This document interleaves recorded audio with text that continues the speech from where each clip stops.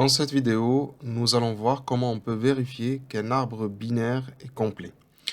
Alors, le principe est très simple, c'est qu'un arbre binaire est dit complet si chaque niveau, d'accord, chaque niveau est rempli. Et c'est ce qu'on trouve dans la définition d'un arbre complet, enfin un arbre binaire complet, est dit complet si chaque niveau de l'arbre est complètement rempli. C'est-à-dire que pour chaque nœud, nous allons retrouver deux fils, sauf pour les feuilles, bien sûr, qui n'ont aucun fils. Et toutes les feuilles sont au même niveau. Donc pour ça, si on doit chercher un moyen pour pouvoir vérifier ce paramètre ou cette façon d'être d'un arbre, on pourrait se baser sur la hauteur. Pourquoi? Parce que regardez, si on prend la hauteur de chaque nœud, si par exemple je prends le nœud A ici, sa hauteur, ou la hauteur de l'arbre dans la racine et le nœud A, elle est de 2. D'accord? Parce que le chemin maximal contient deux arcs, que ce soit celui-là, celui-là, celui-ci ou celui-là. Si je prends aussi chaque sous-arbre, d'accord? Pour chaque sous-arbre, la hauteur de ce sous-arbre, lorsque la racine et le nœud, par exemple ici, le sous-arbre BDE, si la racine est B, alors sa hauteur elle est de 1. Si je prends ici le sous-arbre CFG, sa hauteur elle est de 1. Si je prends le sous-arbre ici D, qui n'a aucun fils, donc c'est un sous-arbre qui ne contient qu'une racine, bah, sa hauteur elle est de 0. Donc on a un paramètre en commun par rapport à tous les nœuds, c'est que si on prend chacun des nœuds, on considère que ce sont la racine d'un sous-arbre, alors leur hauteur, elle est égale lorsque ce sont deux frères, d'accord? La hauteur la hauteur du nœud D est égale à la hauteur du nœud E, la hauteur du nœud F est égale à la hauteur du nœud G, la hauteur du nœud B est égale à la hauteur du nœud C, et vice-versa. Et ainsi de suite, pardon. Donc pour ça, on va se baser sur la fonction hauteur qu'on a vue dans une précédente vidéo et on va aller l'utiliser dans la fonction est complet.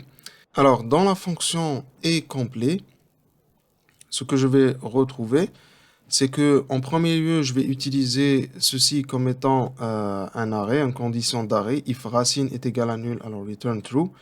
Alors je vais utiliser cette condition. Pourquoi? Parce que je vais descendre dans l'arbre. Et en fait, lorsque je vais arriver aux feuilles, leurs deux fils gauche, que ce soit fils gauche ou fils droit, seront égales à nul, si l'arbre est complet. Et dans ce cas-là, il faudrait dire que s'il trouve un nœud nul, il retourne true. Là aussi, s'il trouve que fils droit est nul, il retourne true. Et dans ce cas-là, je sais que le sous-arbre dont la racine est D est aussi complet. Donc dans ce cas-là, alors avant d'arriver à cette condition d'arrêt, je vais dire tout simplement que pour chaque nœud, donc au départ, j'entre avec la racine. Pour chaque nœud, si la hauteur de l'arbre du fils droit est différente de la hauteur de l'arbre du fils gauche, alors tout simplement return false. Pourquoi? Parce que si je suis dans A et que la hauteur des deux fils est différente, alors c'est déjà un arbre qui n'est pas complet. D'accord? Si on suppose que ici il n'y a pas de lien, alors ici ça sera nul, donc la hauteur est 0. Là on a une hauteur de 1, donc directement il y a pas, l'arbre n'est pas complet.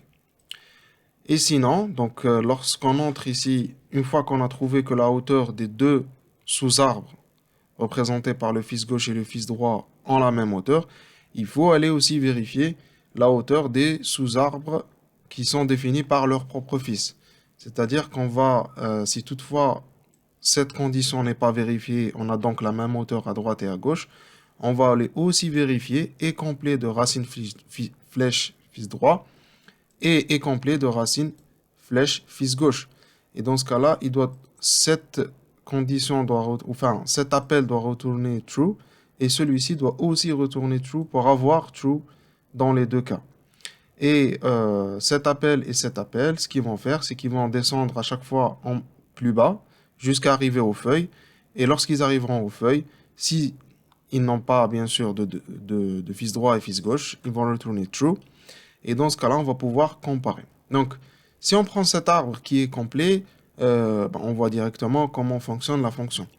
Donc, si on part de ce principe, si par exemple on prend cet arbre, on voit directement qu'il n'est pas complet. Donc, on a les deux premiers niveaux qui sont remplis, mais le dernier niveau ne l'est pas.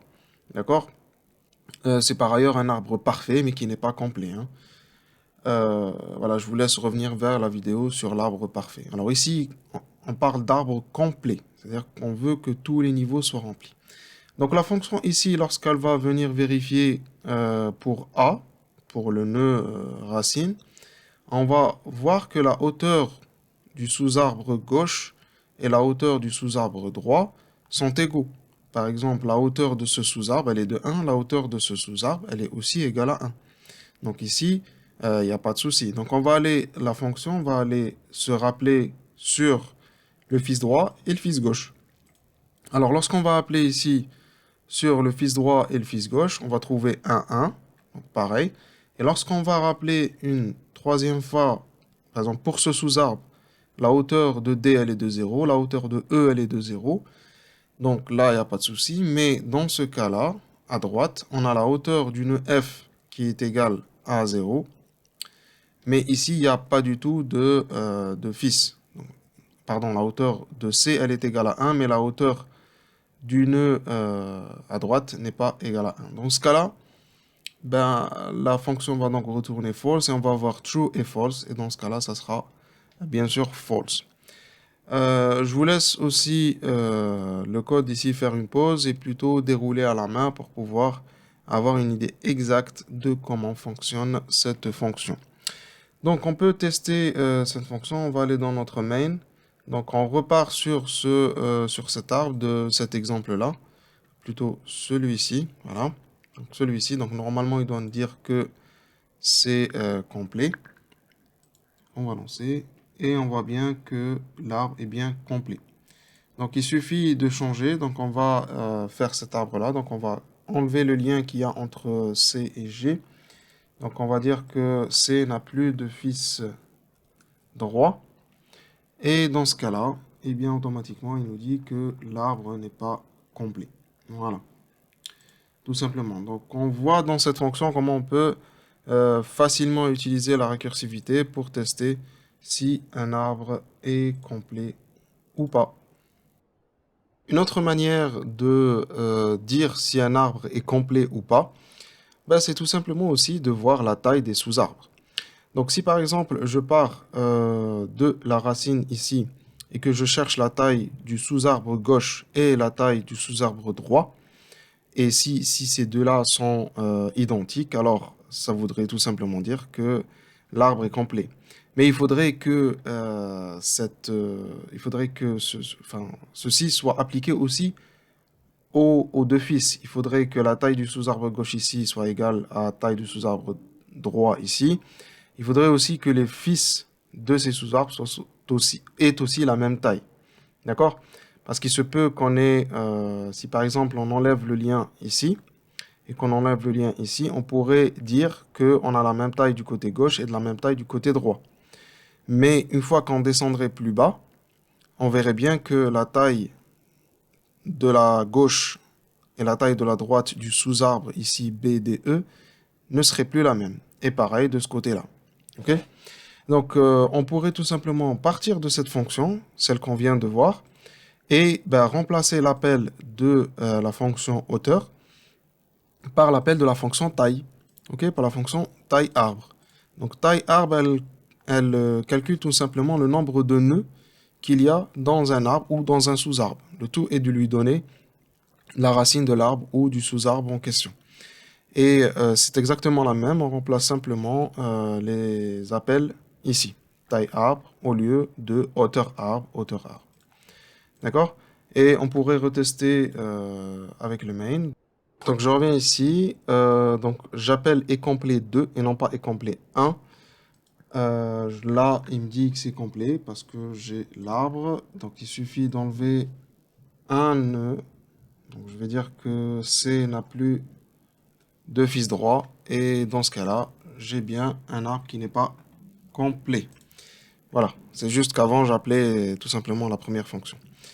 Donc, on a vu dans cette vidéo comment on pouvait vérifier qu'un arbre est complet, c'est-à-dire que tous les niveaux sont remplis.